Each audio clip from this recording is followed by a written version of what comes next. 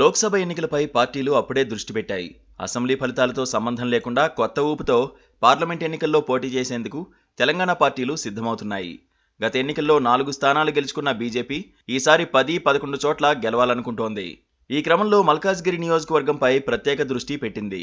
దాంతో అరడజను మంది ఆశావహులు పుట్టుకొచ్చారు. మల్కాజ్గిరి పార్లమెంట్ నియోజకవర్గం దేశంలోని అతిపెద్ద లోక్సభ నియోజకవర్గాల్లో ఒకటి. సుమారు 35 లక్షల మంది ఓటర్లు మల్కాజ్గిరి పార్లమెంట్లో ఉన్నారు. మినీ ఇండియాగా మల్కాజ్గిరిని పిలుస్తారు. 3000కు పైగా పోలింగ్ బూతులు మల్కాజ్గిరి నియోజకవర్గంలో ఉన్నాయి. దేశంలోని అన్ని రాష్ట్రాల వారు మల్కాజ్గిరిలో నివాసం ఉంటారు. దక్షిణంతో పాటు ఉత్తర భారతానికి చెందిన ప్రజలు ఉండే నియోజకవర్గంలో పట్టు సాధించాలంటే అంత సులువైన పనేం కాదు. అలాంటి మల్కాజ్గిరి పార్లమెంట్ నియోజకవర్గంపై బీజేపీలో అరడజను మంది ఆశలు పెట్టుకున్నారట. రానున్న లోక్సభ ఎన్నికల్లో టికెట్ కోసం జాతీయ స్థాయిలో పైరవీలు ఈపాటికే మొదలయ్యాయి. అసెంబ్లీ ఎన్నికల్లో బీజేపీ ఓటమి పాలైంది. ఒక దశలో బీఆర్ఎస్కు ప్రత్యామ్నాయంగా ఎదుగుతుందని అనుకున్నారు. అందుకు భిన్నంగా బాగా దిగజారింది. అయినా తుది ఫలితాలు మాత్రం కమలానికి ఊరటనిచ్చాయనే చెప్పాలి. గత ఎన్నికల్లో కేవలం ఒక స్థానంలో గెలిచిన కమలం ఈసారి ఏకంగా 8 నియోజకవర్గాల్లో విజయకేతనం ఎగురవేసింది. 14% ఓట్ షేర్ సాధించింది. పార్టీ హేమాహేమీలైన ఈటల రాజేందర్, బండి సంజయ్, రఘునందన్ రావు ఓడిపోవడం వేరే విషయం. అయితే అసెంబ్లీ ఫలితాన్ని పక్కన పెట్టి బీజేపీ ఇప్పుడు లోక్సభ వైపుకు చూస్తోంది. మల్కాజ్గిరిలో గెలిస్తే బీజేపీ ఆశించిన 10 స్థానాలు వస్తాయని నమ్మకంగా ఉన్నారు.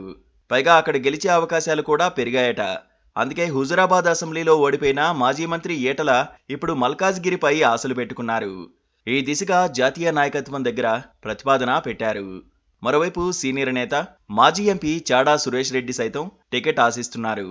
తెలుగుదేశం పార్టీ నుంచి 1998-99లో వరుసగా హన్మకొండ నుంచి 2 సార్లు ఎంపీగా చాడా సురేష్ రెడ్డి గెలిచారు. బండి సంజయ్ హయాంలో చాడా సురేష్ రెడ్డి బీజేపీలో చేరారు. ప్రజా సంగ్రామ యాత్రలో చాడా సురేష్ రెడ్డి కీలకంగా పనిచేశారు. రాజ్యసభ మాజీ సభ్యుడు సీనియర్ నేత గరికపాటి మోహన్ రావుతో కలిసి బీజేపీలో చేరిన చాడా సురేష్ రెడ్డి చాలా కాలంగా మల్కాజ్గిరిలో పర్యటిస్తూ బలం పెంచుకునే ప్రయత్నం చేస్తున్నారు. మరోవైపు మధ్యప్రదేశ్ బీజేపీ ఇన్ఛార్జ్ మురళీధర్ రావు సైతం మల్కాజ్గిరి టికెట్ ఆశిస్తున్నారు. బీజేపీ జాతీయ ప్రధాన కార్యదర్శిగా పనిచేసిన అనుభవం మురళీధర్ రావుకు ఉంది. నియోజకవర్గంలో పలు కార్యక్రమాలు నిర్వహిస్తూ నిత్యం ప్రజల మధ్య ఉండేందుకు ప్రయత్నిస్తున్నారు. కుత్బుల్లాపూర్ మాజీ ఎమ్మెల్యే కోన శ్రీశైలం గౌడ్ కూడా మల్కాజ్గిరి పార్లమెంట్ రేసులో ఉన్నారట.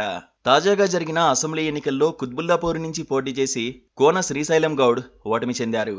అయితే మల్కాజ్గిరి పార్లమెంటు పరిధిలోని 7 అసెంబ్లీ నియోజకవర్గాల్లోని బీజేపీ అభ్యర్థుల్లో అందరికంటే కోన శ్రీశైలం గౌడ్కు ఎక్కువ ఓట్లు వచ్చాయి. కుత్బుల్లాపూర్ నుంచి పోటీ చేసిన శ్రీశైలం గౌడ్కు 1,02,000 ఓట్లు వచ్చాయి. బీసీ గౌడ సామాజిక వర్గం కావడం కోనకు కలిసొచ్చే అంశం. ఇదే సమయంలో బీజేపీ సీనియర్ నేత రామచంద్రరావు సైతం మల్కాజ్గిరి పార్లమెంట్ ఆశావహుల జాబితాలో ఉన్నారు. ఇక కాంగ్రెస్ నుంచి మైనంపల్లి హనుమంతరావు పోటీ చేస్తారని తెలుస్తోంది. అసెంబ్లీ ఎన్నికల్లో ఆయన మల్కాజ్గిరి అసెంబ్లీ నుంచి పోటీ చేసి ఓడిపోయారు. బీఆర్ఎస్ నుంచి ఎవరు పోటీ చేస్తారో తెలీదు. అటువైపు నుంచి ఇంకా చర్చలు ఊపందుకోలేదు. మల్కాజ్గిరి నియోజకవర్గం టికెట్ పెద్ద పంచాయతీయే అవుతోంది. బీజేపీకి శిరోభారం కావడం ఖాయంగా కనిపిస్తోంది. మల్కాజ్గిరి ప్రస్తుతం కాంగ్రెస్ ఖాతాలో ఉంది. ఆ నియోజకవర్గానికి ప్రాతినిధ్యం వహిస్తున్న రేవంత్ రెడ్డి సీఎం కావడంతో 10 రోజుల క్రితం రాజీనామా చేశారు. అయితే గత ఎన్నికలు వేరు, ఈసారి పరిస్థితులు వేరని బీజేపీ అంటోంది. మల్కాజ్గిరిలోని కొన్ని కాలనీల్లో ఏకమొత్తంగా ఓట్లు తమకే పడతాయని కమలం party విశ్వసిస్తోంది.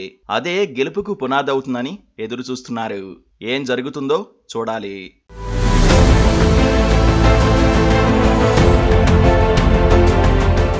Please subscribe to KTV Telugu. KTV Telugu. KTV Telugu channel.